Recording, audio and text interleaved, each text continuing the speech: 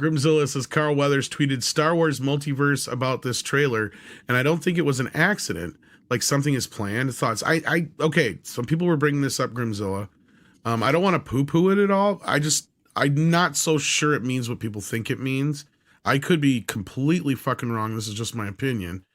I think he just said that because that's kind of just a terminology he probably heard and put it out there because the Star Wars universe takes place in so many different time periods, but it has never been a different time line outside of before, Disney.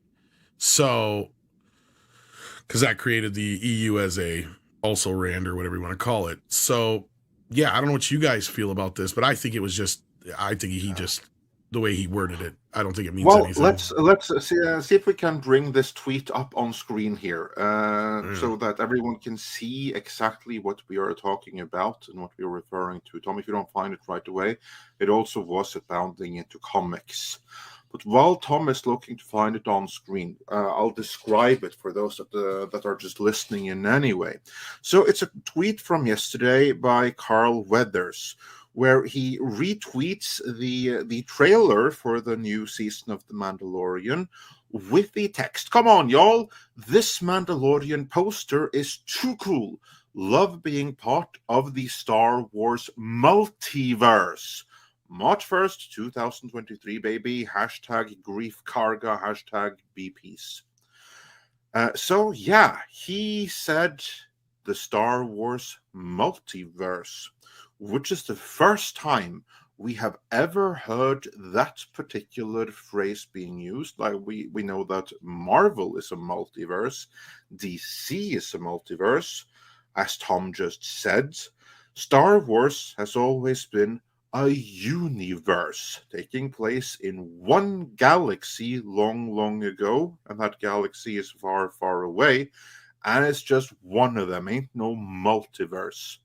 The only time we have ever heard about any kind of Star Wars multiverse before is in reports that we have published as rumor, has Doomcock. Maybe we heard them from similar sources. I don't know. We heard them from a few places, but this was basically that one of the ways, and this again, rumor report or rumor alert, and agent report, stuff like that, was that one of the ways that Jon Favreau wanted to save Star Wars was by essentially changing the timeline so that The Mandalorian wouldn't lead directly to the sequel trilogy, but rather it would spin off into its own alternate future in which there is no sequel trilogy, meaning you have the possibility of remaking the sequel trilogy, which is unlikely. Much more likely they'll just continue the story and never reference the sequel trilogy again. And we even had some rumors that they were going to use like some kind of shot or midgets or any number of other things that they have put in there that someone was able to sneak into Episode 9, The Rise of Palpatine, only to be able to use as a canon excuse for why there is a Star Wars multiverse and they can follow a different timeline, thereby saving Star Wars, because Favreau apparently knows that with the sequel trilogy, Star Trek is dead and there's no future Star Wars. beyond. Did I not say Star Wars? It says Star Trek. Okay, well, same difference. They're both dead. Yes. So, yeah.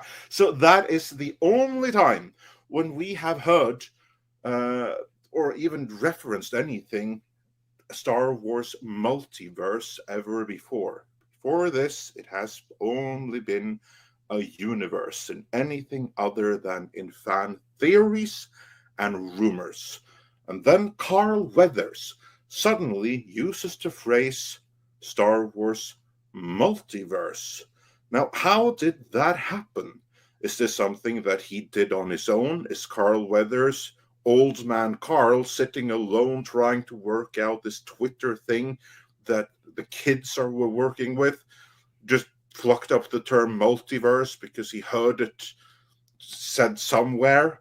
Or was there a publicist that said this or told him what to tweet or something? Mr. Chato, what do you think? I like your first theory. It's Old Man Carl. Now he directed some of the previous Mandalorians, and did a really good job. Yeah. I'm really happy for Carl. I love him to death in the show. I've got a feeling it's a multiverse is being used as a Swiss Army knife word in this. That's my first thought. Was you've got multiple stories. Like the multiverse could be no different from him describing the Obi-Wan series, the Andor series, Mandalorian. These are all part of a multiple stories, but not multiple versions of stories. So yeah, that's what I'm kind of getting at. Yeah. I don't. You know what? If this is something that Favreau, over dinner talked to Weathers about, he'd be really pissed at this being leaked out. So I'm just thinking it's Old Man Weathers just talking about the multitude of stuff that we're working on right now. It's not multiverse, it's multitude. I just think he misused the term. I'm me too. on that one, yeah. Because, I mean, here's the thing with Carl when I was looking for this. Like, he even retweeted a fan Star Wars thing for James Earl Jones because they once again forgot his birthday yesterday. Or didn't forget it. They just didn't post it on purpose like they haven't for the last few years on the main Star Wars website. Yeah, because he's associated with the old canon, and that's problematic because there's more Star Wars ahead of us than behind us, or so at least Kathleen Kennedy used to think. Yeah, how dare they give an old Star Wars character actual directing work? Like that's completely against everything that I believe in. We not only are we looking to the future, we're looking at not employing any of the old Star Wars. Hell, they already forced James Earl Jones to basically hand over his voice. That's right. So that's right. Why don't they just go after the rest? They're like the Microsoft of entertainment, where we buy stuff and then bury it. Well, we have somebody else here who might have an idea if this multiverse thing means anything or not. Another Canadian, so you got competition now, Paul. Damn. Script doctor. Oh, multiverse. Oh, I'm just reading here. Hi, guys. Sorry I'm late. I just got out of a meeting. Well, fun fact, Star Wars has been multiverse since episode 1, The Phantom Menace. And the reason being is that it contradicts aspects of the expanded universe that was up until that point. And then Disney doubled down on it again when they turned the expanded universe into Legends. So it is a multiverse franchise at that point. He is not wrong. I mean, that's kind of how I looked at it too, but I like as far as, because I was trying to find it here, but I can't find it. But like last year, or the year, like earlier in the year, Favreau had been asked about this whole sequel trilogy reset thing. And his response was basically, and I'm paraphrasing because I can't find the quote, was that he can't. Like they cannot mess with anything that is a movie. It's canon. Yeah. Like, so they can't do anything to change it or circumvent it or anything like that. I wish I had the exact terminology, but I can't find that article or whatever it was from that interview. And I know it was at some point last year that he was asked about it.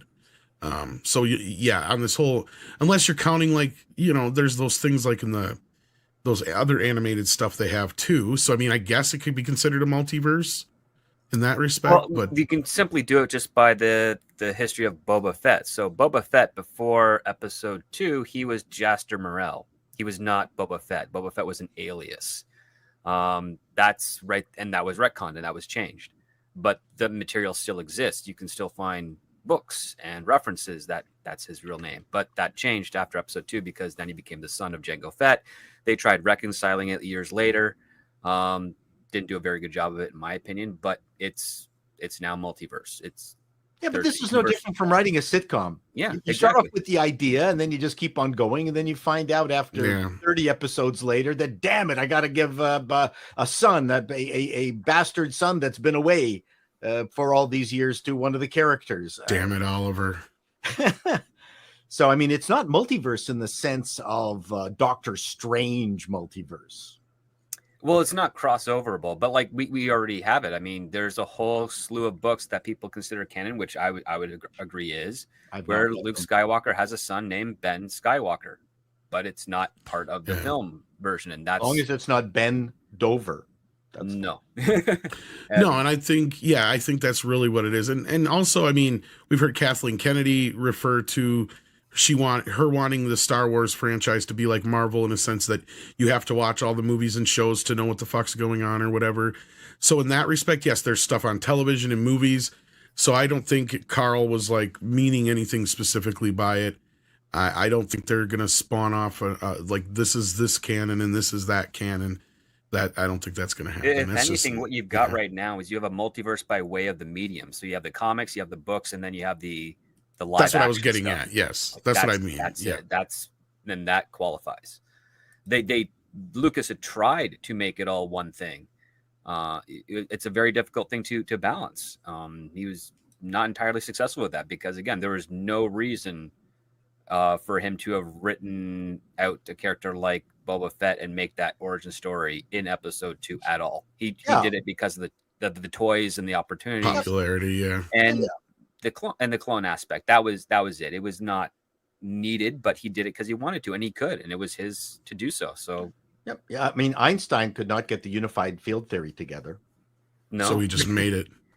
No, it doesn't exist. He tried. He thought. I thought that was the ending because that's what script just said. Unified can't unify gravity and quantum mechanics. What about the flux capacitor? Yeah, well, there you can. There you go. There's a solution.